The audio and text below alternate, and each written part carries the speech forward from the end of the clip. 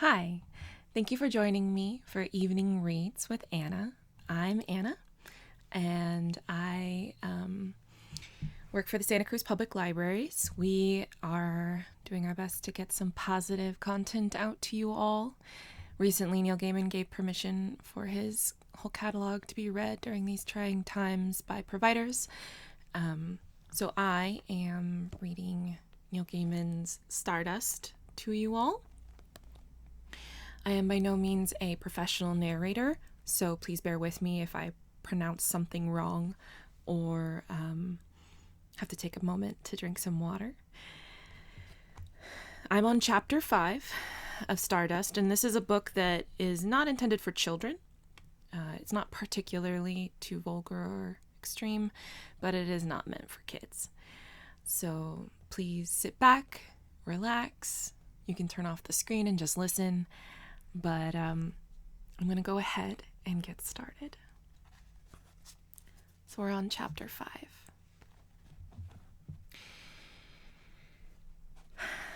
In which there is much fighting for the crown. In the morning's bright light, the young lady seemed more human and less ethereal. She had said nothing since Tristan had woken.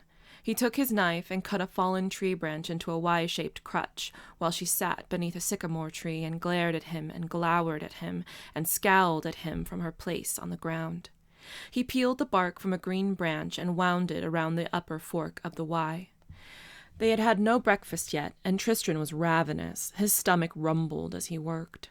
The star had said nothing about being hungry. Then again, she had done nothing at all but look at him, first reproachfully, and then with undisguised hatred. He pulled the bark tight, then looped it under itself and tugged on it once more. "This is honestly nothing personal," he said to the woman and to the grove. With the full sunlight shining down, she scarcely glittered at all, save for where the darkest shadows touched her. The star ran one pale forefinger up and down the silver chain that went between them, tracing the line of it with her slim wrist, and made no reply. "I did it for love," he continued, "and you really are my only hope. Her name, it is Victoria. The name of my love is Victoria. Victoria Forrester. And she is the prettiest, wisest, sweetest girl in the whole wide world." The girl broke her silence with a snort of derision. "And this wise, sweet creature sent you here to torture me?" she said. "Well, not exactly. You see, she promised me anything I desired, be it her hand in marriage or her lips to kiss, were I to bring her the star that we saw fall the night before last. I had thought," he confessed, "that a fallen star would probably look like a diamond or a rock. I certainly wasn't expecting a lady." "So, having found a lady, could you not have come to her aid or left her alone? Why drag her into your foolishness?" "Love," he explained. She looked at him with eyes the blue of the sky. "I hope you choke on it," she said flatly. "I won't," said Tristan, with more confidence and good cheer than he actually felt. "Here, try this." He past her the crutch, and reaching down, tried to help her to her feet. His hands tingled, not unpleasantly, where his skin touched hers.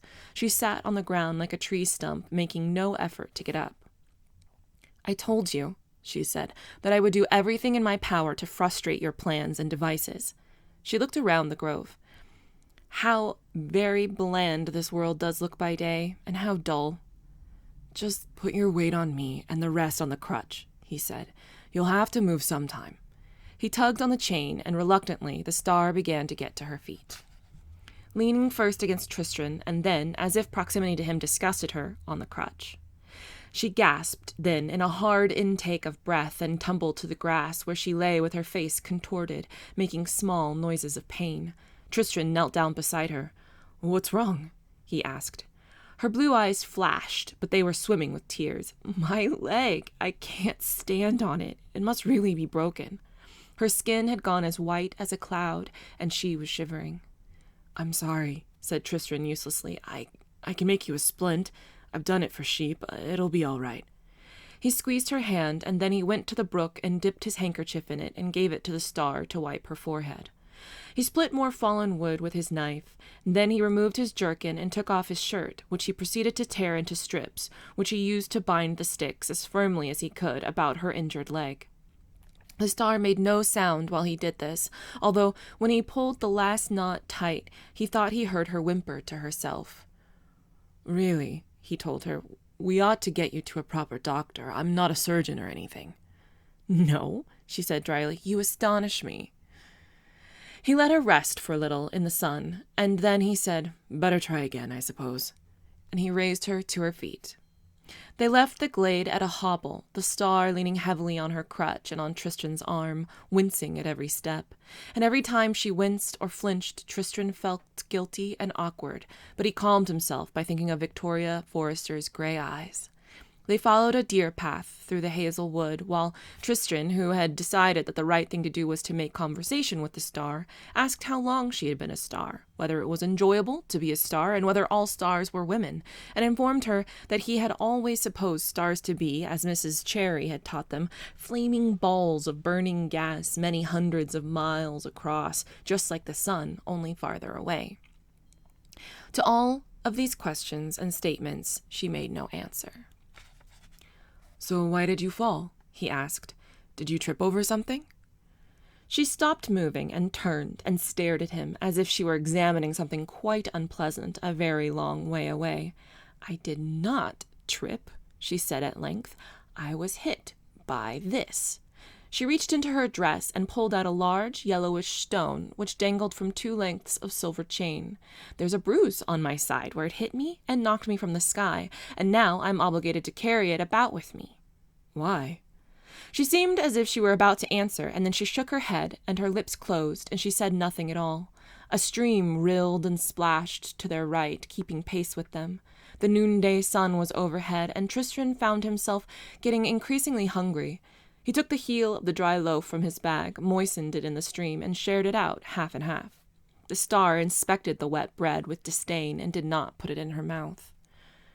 "You'll starve," warned Tristran. She said nothing, just raised her chin a little higher. They continued through the woodland, making slow progress. They were laboring up a deer path on the side of a hill which led them over fallen trees, and which had now become so steep it threatened to tumble the stumbling star and her captor down to the bottom. "Is there not an easier path?" asked the star at length. "Some kind of road or a level clearing?" And once the question was asked, Tristran knew the answer. "There is a road 1/2 a mile that way," he told her, pointing, "and a clearing over there beyond that thicket," he said, turning to motion in another direction. "You knew that?" "Yes. No. Well, I only knew it once you asked me." "Let us make for the clearing," she said, and they pushed through the thicket as best they could. It still took them the better part of an hour to reach the clearing, but the ground, when they got there, was as level and flat as a playing field. The space seemed to have been cleared with a purpose, but what that purpose was, Tristran could not imagine. In the center of the glade, on the grass some distance from them, was an ornate golden crown, which glittered in the afternoon sunlight. It was studded with red and blue stones. "Rubies and sapphires," thought Tristran. He was about to walk over to the crown when the star touched his arm and said, "Wait, do you hear drums?" He realized that he did, a low, throbbing beat coming from all around them, near at hand and far away, which echoed through the hills. And then there came a loud crashing noise from the trees at the far side of the clearing, and a high, wordless screaming. Into the glade came a huge white horse, its flanks gashed and bloodied. It charged into the middle of the clearing, and then it turned and lowered its head and faced its pursuer, which bounded into the clearing with a growl that made Tristran's flesh prickle. It was a lion, and it looked little enough like the lion Tristran had seen at a fair in the next village, which had been a mangy, toothless, roomy thing. This lion was huge, the color of sand in the late afternoon. It entered the clearing at a run, and then it stopped and snarled at the white horse. The horse looked terrified. Its mane was matted with sweat and blood, and its eyes were wild. Also, Tristran realized, it had a long ivory horn jutting from the center of its forehead. It reared up on its hind legs, whinnying and snorting, and one sharp, unshod hoof connected with the lion's shoulder, causing the lion to howl like a huge, scalded cat and to spring backwards. Then, keeping its distance, the lion circled the wary unicorn, its golden eyes at all times fixed upon the sharp horn that was always turned toward it. "Stop them," whispered the star. "They'll kill each other." The lion growled at the unicorn, began as a soft growl like distant thunder, and finished as a roar that shook the trees and the rocks of the valley and the sky. Then the lion sprang, and the unicorn plunged, and the glade was filled with gold and silver and red, for the lion was on the unicorn's back, claws gashing deeply into its flanks, mouth at its neck, and the unicorn was wailing and bucking and throwing itself on its back in an effort to dislodge the great cat, flailing uselessly with its hooves and its horn in an effort to reach its tormentor. "Please do something. The lion will kill him," pleaded the girl urgently. Tristram would have explained to her that all he could possibly hope for if he approached the raging beasts was to be skewered and kicked and clawed and eaten, and he would further have explained that should he somehow survive approaching them, there was still nothing that he could do, having with him not even the pail of water, which had been the traditional method of breaking up animal fights in wall. But by the time all these thoughts had gone through his head, Tristram was already standing in the center of the clearing, an arm's length from the beasts. The scent of the lion was deep, animal, terrifying, and Tristram was close enough to see the beseeching expression in the unicorn's black eyes. The lion and the unicorn were fighting for the crown, thought Tristram to himself, remembering the old nursery rhyme. The lion beat the unicorn all about the town. He beat him once, he beat him twice, with all his might and main. He beat him 3 times over, his power to maintain. And with that he picked up the crown from the grass. It was as heavy and as soft as lead. He walked toward the animals, talking to the lion as he had talked to the ill-tempered rams and agitated ewes in his father's field, saying, "Here now, easy, here's your crown." The lion shook the unicorn in its jaws, like a cat worrying a woolen scarf, and darted a look of pure puzzlement at Tristram. "Hello," said Tristram. There were burrs and leaves in the lion's mane. He held the heavy crown out toward the great beast. "You won. Let the unicorn go." And he took a step closer. Then he reached out both trembling hands and placed the crown upon the lion's head.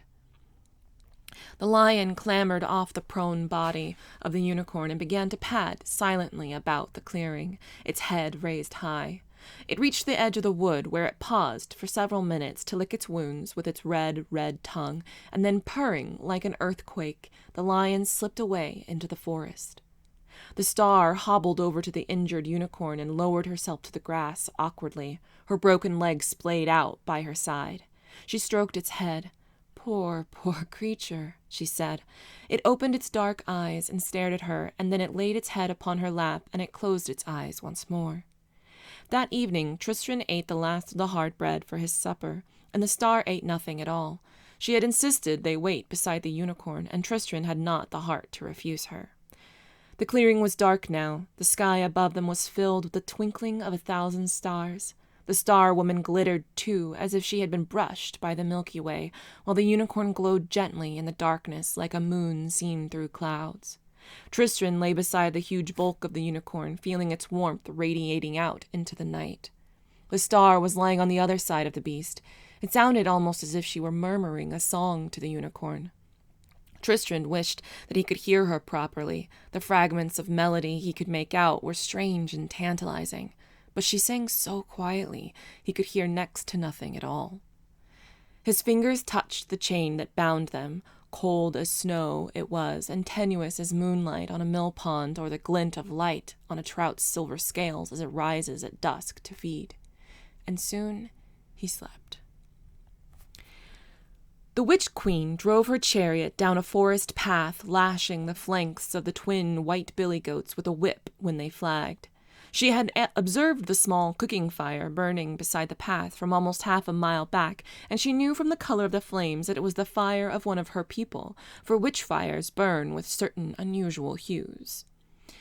So she reined in her goats when she reached the brightly painted gypsy caravan and the cooking fire and the iron-haired old woman who sat beside the fire, tending to the spit over the flames on which a hare was roasting. Fat dripped from the hare's open gut, hissing and sizzling in the fire, which gave off the twin aromas of cooking meat and of wood smoke. A multicolored bird sat by the driver's seat at the front of the caravan on a wooden perch. It raised its feathers and called out in alarm when it saw the witch queen, but it was chained to its perch and could not leave. "Before you say anything," said the gray-haired woman, "I should tell ye that I'm just a poor old flower seller, a harmless old biddy who's never done nothing to no one, and that the sight of a grand and terrifying lady such as yourself fills me with dread and fear." "I will not harm you," said the witch queen. The harridan screwed her eyes to slits and looked at the lady in the red kirtle up and down. "That's what you says," she said. "But how am I to know that it is so, a sweet old dear like me, who's all a-tremble from her toes to her water? You might be planning to rob me in the night, or worse." And she poked the fire with a stick so it leapt up. The smell of the cooked meat hung on the still evening air. "I swear," said the lady in the scarlet kirtle, "that by the rules and constraints of the sisterhood to which you and I belong, by the puissance of the Lilum, and by my lips and breasts and maidenhood, that I mean you no harm and shall treat you as if you were my own guest." "That's good enough for me, dearie ducks," said the old woman, her face breaking into a smile. "Come and sit down. Supper'll be cooked in 2 shakes of a lamb's tail." "With good will," said the lady in the red kirtle. The goats snuffled and munched at the grass and the leaves beside the chariot, eyeing with distaste the tethered mules that pulled the caravan. "Fine goats," said the harridan. The witch queen inclined her head and smiled modestly. The firelight glinted on the little scarlet snake wrapped as a bracelet around her wrist. The harridan went on, "Now, my dear, my old eyes aren't what once they were by any means, but would I be correct in supposing that one of those fine fellows started life walking on 2 legs, not 4? "Such things have been heard of," admitted the witch queen. "That splendid bird of yours, for example." "That bird gave away one of the prizes of my stock of items for sale, gave it away to a good-for-nothing nearly 20 years ago, and afterward the trouble she put me through scarcely bears considering. So these days she stays a bird unless there's work that needs doing, or the flower stall to run, and if I could find a good strong servant, not afraid of a little hard work, why then she would stay a bird forever." The bird chirruped sadly upon her perch. "They call me Mistress Semele," said the harridan. They called you Ditchwater Sal when you were a young chit of a thing," thought the witch queen, but she did not say this aloud. "You may call me Morwanig," said the witch instead. It was, she reflected, almost a joke, for Morwanig means waves of the sea, and her true name was long since drowned and lost beneath the cold ocean. Mistress Semele got to her feet and made her way into the interior of the caravan, emerging with 2 painted wooden bowls, 2 wooden-handled knives, and a small pot of herbs dried and flaked to a green powder. "I was going to be eating with fingers on a plate of fresh leaves," she said, handing a bowl to the lady in the scarlet kirtle. The bowl had a sunflower painted upon it under a layer of dust, but I thought, well, how often does I get such fine company? So nothing but the best, heads or tails." "Let it be your choice," said her guest. "Head then for you, with the luscious eyes and brains and the crispy crunchy ears of him, and I'll have the rump with nothing but dull meat to nibble." She lifted the spit off the fire as she spoke, and using both knives so fast they seemed little more than a glitter of blades, she parted the carcass and sliced the meat from the bones and dealt it out fairly, equitably, into each bowl. She passed the pot of herbs to her guest. "There's no salt, my dear, but if you shake this on it, will do the trick. A little basil, a little mountain thyme, my own receipt." The witch queen took her portion of roasted hare and one of the knives and sprinkled a little of the herbs onto the dish. She speared a bite on the point of her knife and ate it with relish, while her hostess toyed with her own portion, then blew on it fastidiously, steam coming from the crisp brown meat. "How is it?" asked the old woman. perfectly palatable," said her guest honestly. "It is the herbs make it so fine," explained the harridan. "I can taste the basil and the thyme," said the guest, "but there is another taste I find harder to place." "Ah," said Madame Samil, and she nibbled a sliver of the meat. "It is certainly a most uncommon taste." "That it is. It's a herb that grows only in Garamond, on an island in the midst of a wide lake. It is most pleasant with all manner of meats and fishes, and it reminds me in flavor a little of the leaves of fennel, with but a hint of nutmeg. The flowers of it are a most attractive shade of orange. It is good for wind and the ague, and it is in addition a gentle soporific, which has the curious property of causing one who tastes of it to speak nothing but the truth for several hours." The lady in the scarlet kirtle dropped her wooden bowl onto the ground. "Limbus grass?" she said. "You dared feed me limbus grass?" "That's how it would seem, dearie," said the old woman, and the old woman cackled and hooted with delight. "So tell me now, Mistress Morwenegg, if that's your name, where are you a-going of in your fine chariot, and why do you remind me of someone I knew once, and Madame Samil forgets nothing and no one?" "I am on my way to find a star," said the witch queen, "which fell in the great woods on the other side of Mount Belly, and when I find her I shall take my great knife and cut out her heart while she lives and while her heart is her own. For the heart of a living star is a sovereign remedy against all the snares of age and time. My sisters wait for me to return." Madame Samil hooted and hugged herself, swaying back and forth, bony fingers clutching her sides. "The heart of a star, is it? Such a prize it will make for me. I shall taste enough of it that my youth will come back, and my hair turn from gray to golden, and my dugs swell and soften and become firm and high. Then I shall take all the heart that's left to the great market at Wall." You shall not do this thing," said her guest very quietly. "No? You are my guest, my dear. You swore your oath. You've tasted of my food. According to the laws of our sisterhood, there is nothing you can do to harm me." "Oh, there are so many things I could do to harm you, Ditchwater Sal, but I shall simply point out that one who has eaten limbus grass can speak nothing but the truth for several hours afterwards, and one more thing." Distant lightning flickered in her words as she spoke, and the forest was hushed as if every leaf and every tree were listening intently to what she said. "This I say, you have stolen knowledge you did not earn, and it shall not profit you, for you shall be unable to see the star, unable to perceive it, unable to touch it, to taste it, to find it, to kill it. Even if another were to cut out its heart and give it to you, you would not know it, never know what you had in your hand. This I say, these are my words, and they are a true speaking, and know this also. I swore by the compact of the sisterhood that I would do you no harm. Had I not sworn, I would change you into a black beetle, and I would pull your legs off one by one and leave you for the birds to find for putting me into this indignity." Madame Samil's eyes opened wide with fright, and she stared over the flames of the fire at her guest. "Who are you?" she said. "When you knew me last," said the woman in the scarlet kirtle, "I ruled with my sisters in Carnadine before it was lost." "You? But you're dead, long dead." "They have said that the Lillim were dead before now, but they have always lied. The squirrel has not yet found the acorn that will grow into the oak that will be cut to form the cradle of the babe who will grow to slay me." Silver flashes glittered and flared in the flames as she spoke.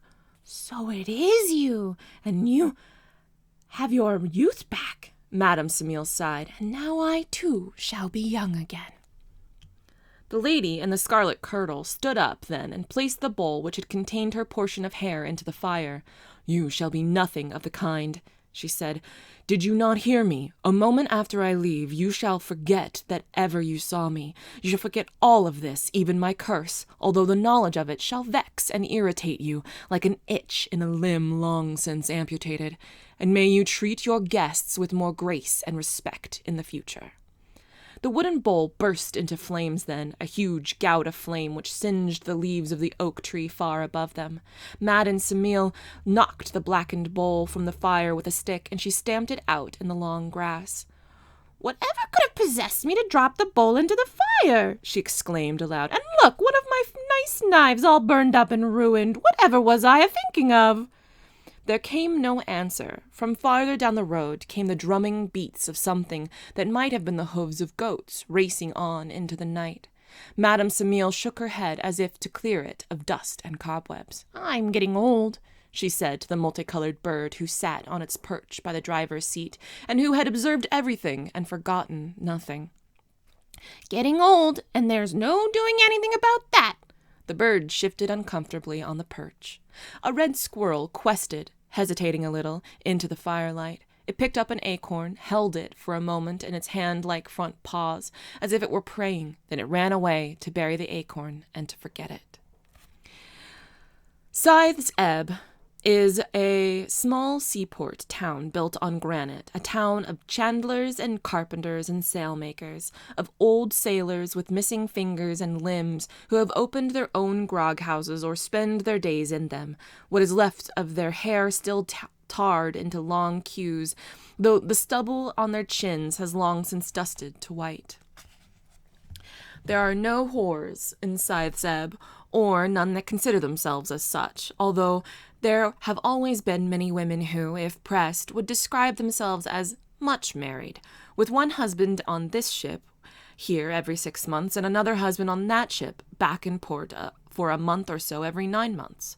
The mathematics of the thing have always kept most folk satisfied, and if ever it disappoints, and a man returns to his wife while one of her other husbands is still in occupancy, why, then there is a fight, and the grog shops to comfort the loser.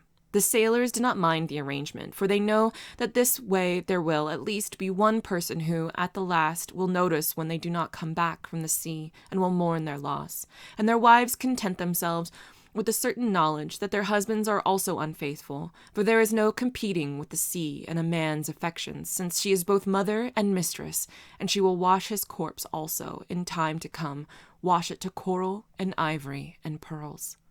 So it was to Scythes Ebb that Lord Primus of Stormhold came one night, all dressed in black, with a beard as thick and serious as one of the stork's nests in the town's chimneys. He came in a carriage drawn by 4 black horses, and he took a room in the Seaman's Rest on Crook Street. He was considered most peculiar in his needs and requests, for he brought his own food and drink into his rooms and kept it locked in a wooden chest, which he would only open to take himself an apple or a wedge of cheese or a cup of pepper wine. His was the topmost room in the Seaman's Rest, a high and spindly building built on a rocky outcrop to facilitate smuggling. He bribed a number of the local street urchins to report to him the moment they saw any fellow they did not know come to town by land or sea. In particular, they were to look for a very tall, angular, dark-haired fellow with a thin, hungry face and blank eyes. "Primus is certainly learning caution," said Secundus to his 5 other dead brothers. "Well, you know what they say," whispered Quintus in the wistful tones of the dead, which sounded, on that day, like the lapping of distant waves upon the shingle. "A man who is tired of looking over his shoulder for Septimus is tired of life." In the mornings, Primus would walk to the sea captains with ships in Scythes Ebb, buying them grog liberally, but neither drinking nor eating with them. In the afternoon, he would inspect the ships in the docks. Soon the gossips of Scythes Ebb, and there were many, had the gist and juice of it all. The bearded gentleman was to be taking ship to the east, and this tale was soon chased by another, and he would be sailing out on the Heart of a Dream under Captain Jan, a black-trimmed ship with its decks painted crimson red, of more or less savory reputation, by which I mean that it was generally held that she kept her piracies for distant waters, and this would be happening as soon as he gave the word. "Good master," said the street urchin to Lord Primus, "there is a man in town come by land. He lodges with Mistress Peter. He is thin and crow-like, and I saw him in the ocean's roar, buying grog for every man in the room. He said he is a distressed seafaring man seeking a berth. Primus patted the boy's filthy head and handed him a coin. Then he returned to his preparations, and that afternoon it was announced that the Heart of a Dragon would leave harbor in 3 short days. The day before the Heart of a Dream was to set sail, Primus was seen to sell his coach and 4 horses to the stableman on Wardle Street, after which he walked down to the quay, dispensing small coins to the urchins. He entered his cabin in the Heart of a Dream and gave strict orders that none was to disturb him for any reason, good or bad, until they were at least a week out of port. That evening, an unfortunate accident befell an able-bodied seaman who had crewed the rigging on the Heart of a Dream. He fell, when drunk, on the slippery cobblestones of Revenue Street and broke his hip. Luckily, there was a replacement at the ready, the very sailor with whom he had been drinking that evening, and to whom the injured man had been persuaded to demonstrate a particularly complicated hornpipe step on the wet cobbles. And this sailor, tall, dark, and crow-like, marked his ship's papers with a circle that night, and was on deck at dawn, when the ship sailed out of the harbor in the morning mist. The Heart of a Dream sailed east. Lord Primus of Stormhold, his beard freshly shaven, watched it sail from the cliff top until it was lost to view. Then he walked down to Wardle Street, where he returned the stableman's money and something more besides, and he rode off on the coast road toward the west in a dark coach pulled by 4 black horses. Water.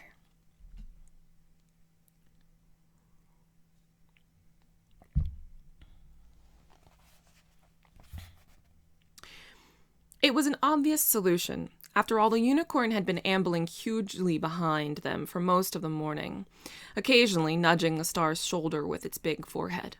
The wounds on its dappled flanks, which had blossomed like red flowers under the lion's claws the day before, were now dried to brown and scabbed over.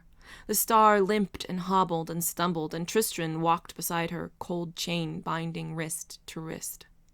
On the one hand, Tristram felt there was something almost sacrilegious about the idea of riding the unicorn. It was not a horse, did not subscribe to any of the ancient pacts between man and horse.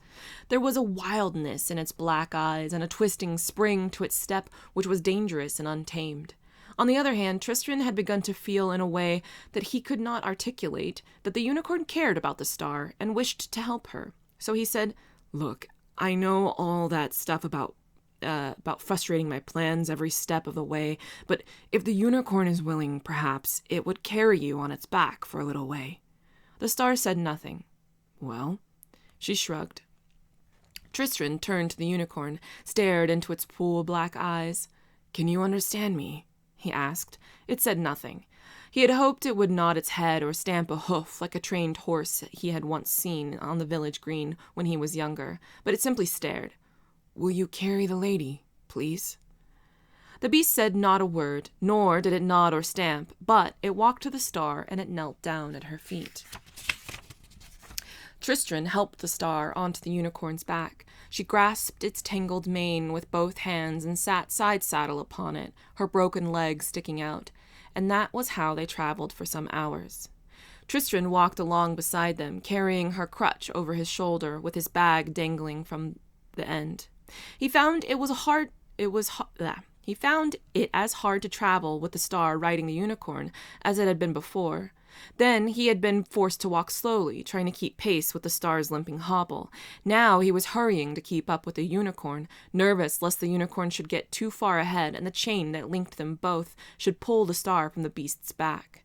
His stomach rumbled as he walked. He was painfully aware how hungry he was. Soon Tristram began to think of himself as nothing more than hunger, thinly surrounded by flesh, and, as fast as he could, walking. He stumbled, and he knew that he was going to fall. "Please stop," he gasped. The unicorn slowed and stopped. The star looked down at him. Then she made a face and shook her head. "You'd better come up here too," she said, "if the unicorn will let you. Otherwise, you'll just faint or something and drag me onto the ground with you, and we need to go somewhere so that you can get food." Tristram nodded gratefully. The unicorn appeared to offer no opposition, waiting passively, so Tristram attempted to clamber up onto it. It was like climbing a sheer wall, and as fruitless. Eventually, Tristram led the animal over to a beech tree that had been uprooted several years before by a storm or a high wind or an irritable giant, and holding his bag and the star's crutch, he scrambled up the roots onto the trunk, and from there onto the back of the unicorn. "There is a village on the other side of that hill," said Tristram. "I expect that we can find something to eat when we get there." He patted the unicorn's flanks with his free hand. The beast began to walk. Tristram moved his hand to the star's waist to steady himself. He could feel the silken texture of her thin dress, and beneath that, the thick chain of the topaz about her waist. Riding a unicorn was not like riding a horse. It did not move like a horse. It was a wilder ride and a stranger one. The unicorn waited until Tristram and the star were comfortable upon its back, and then slowly and easily it began to put on speed. The trees surged and leapt past them. The star leaned forward, her fingers tangled into the unicorn's mane. Tristram, his hunger forgotten in his fear, gripped the sides of the unicorn with his knees and simply prayed that he would not be knocked to the ground by a stray branch. Soon he found he was beginning to enjoy the experience. There is something about riding a unicorn, for those who still can, which is unlike any other experience, exhilarating and intoxicating and fine. The sun was setting when they reached the outskirts of the village. In a rolling meadow beneath an oak tree, the unicorn came to a skittish halt and would go no further. Tristram dismounted and landed with a bump on the grass of the meadow. His rump felt sore, but with the star looking down at him uncomplaining, he dared not rub it. "Are you hungry?" he asked the star. She said nothing. "Look," he said, "I'm starving, perfectly famished. I don't know if stars eat or what they eat, but I won't have you starving yourself." He looked up at her, questioning. She stared down at him, first impassively, then in a trice her blue eyes filled with tears. She raised a hand to her face and wiped away the tears, leaving a smudge of mud on her cheeks. "We eat only darkness," she said, "and we drink only light, so I'm not hungry. I'm lonely and scared and cold and miserable and captured, but I'm not hungry." Don't cry," said Tristram. "Look, I'll go into the village and get some food. You just wait here. The unicorn will protect you if anyone comes." He reached up and gently lifted her down from the unicorn's back. The unicorn shook its mane and then began to crop the grass of the meadow contentedly. The star sniffed. "Wait here?" she asked, holding up the chain that joined them. "Oh," said Tristram, "give me your hand." She reached her hand out to him. He fumbled with the chain to undo it, but it would not undo. Said Tristram. He tugged at the chain around his own wrist, but it too held fast. "It looks," he said, "as if I'm as tied to you as you are to me." The star threw her hair back, closed her eyes, and sighed deeply, and then, opening her eyes, once again self-possessed, she said, "Perhaps there is a magic word or something." "I don't know any magic words," said Tristram. He held the chain up. It glittered red and purple in the light of the setting sun. "Please?" he said. There was a ripple in the fabric of the chain, and he slid his hand out of it. "Here you go," he said, passing the star the other end of the chain that had bound her. "I'll try not to be too long, and if any of the folks sing their silly songs at you, for heaven's sake, don't throw your crutch at them. They'll only steal it." "I won't," she said. "I'll have to trust you on your honor as a star not to run away," he said. She touched her splinted leg. "I will do no running for quite some time," she said, pointedly, and with that Tristram had to content himself. He walked the last half a mile into the village. It had no end, being far off the beaten track for travelers, but the portly old woman who explained this to him then insisted that he accompany her to her cottage, where she pressed upon him a wooden bowlful of barley porridge with carrots in it, and a mug of small beer. He exchanged his cambric handkerchief for a bottle of elderflower cordial, a round of green cheese, and a number of unfamiliar fruits. They were soft and fuzzy, like apricots, but were the purple blue of grapes, and they smelled a little like ripe pears. Also, the woman gave him a small bale of hay for the unicorn. He walked back to the meadow where he had left them, munching on a piece of the fruit, which was juicy and chewy and quite sweet.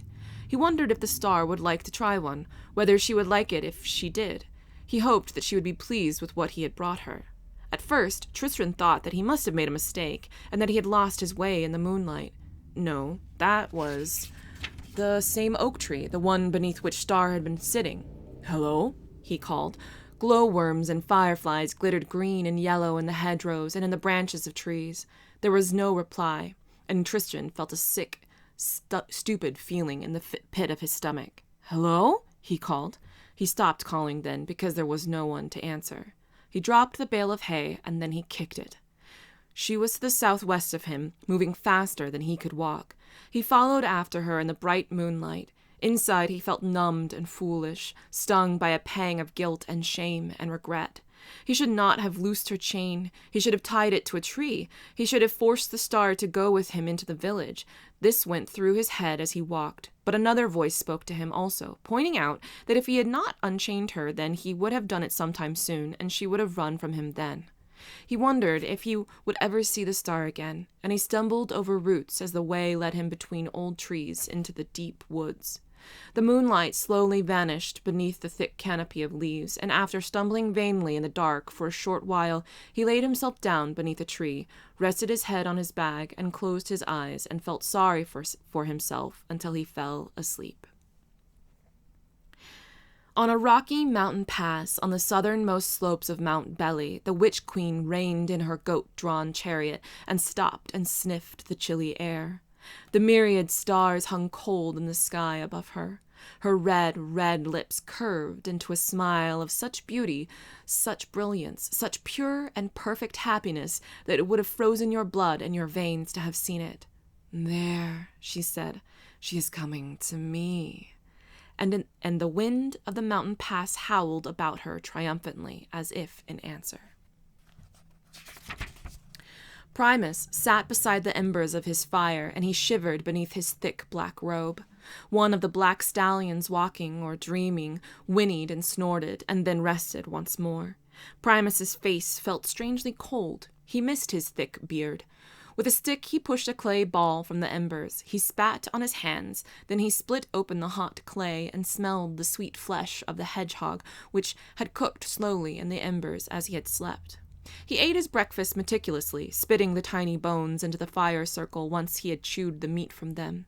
He washed the hedgehog down with a lump of hard cheese and a slightly vinegary white wine. Once he had eaten, he wiped his hands upon his robe, and then he cast the runes to find the topaz stone which conferred the lordship of the crag towns and the vast estates of Stormhold. He cast them, then he stared, puzzled, at the small, square, red granite tiles. He picked them up once more, shook them in his long-fingered hands, dropped them onto the ground, and stared at them again. Then Primus spat into the embers, which hissed lazily. He swept the tiles up and dropped them into the pouch at his belt. "It is moving faster, further," said Primus to himself. He pissed on the embers of the fire, for he was in wild country, and there were bandits and hobgoblins and worse in those lands, and he had no desire to alert them to his presence. Then he hitched the horses to the carriage and climbed into the driver's seat and drove them toward the forest to the west and to the mountain range beyond. The girl held tight to the unicorn's neck as it stumbled headlong through the dark forest. There was no moonlight between the trees, but the unicorn glimmered and shone with pale light like the moon, while the girl herself glittered and glowed as if she trailed a dust of lights. And as she passed through the trees, it might have appeared to a distant observer that she seemed to twinkle on and off and on, like a tiny star. And that was chapter 5. So, exciting things are happening. Tristram lost the star, which I think we can all admit was going to happen sooner or later. Some of my questions for you to think about and ponder, comment on if you'd like, is do you think that the star helped heal the unicorn? That she has some sort of magical powers other than being a star? Or do you think it was just the unicorn being magical and healing quickly? And if you could ride a magical creature, what creature would it be? And not as like a pet, but as like getting to ride a semi-sentient magical creature. All right, so thank you for joining me for Evening Reads with Anna. I hope you enjoyed this. I really enjoyed reading to you. Next week, I will be moving on to the next chapter, and I hope to see you then. Thanks so much. Bye.